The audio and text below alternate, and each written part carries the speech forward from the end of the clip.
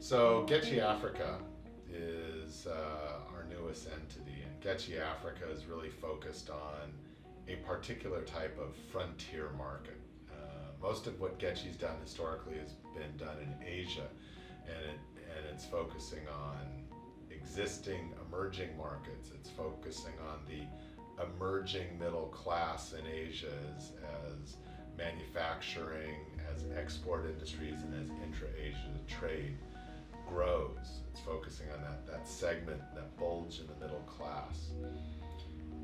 That business, for a lot of our clients, is going from emerging even to developed to mature.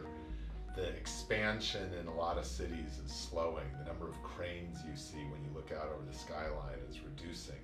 The middle class is growing. You know what they're going to buy. You have ideas of trends. You can see how globalization has affected their purchase patterns. Credit card density is relatively high.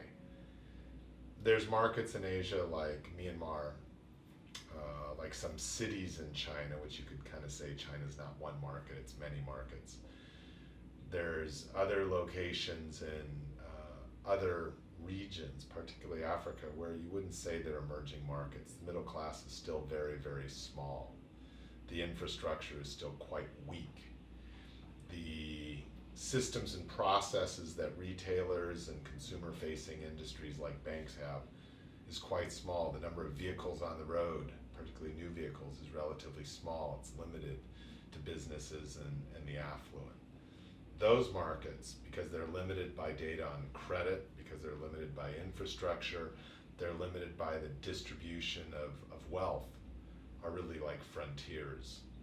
Business models are very, very new there. In fact, I think when you look at internet models, I'd say Africa's better than Asia.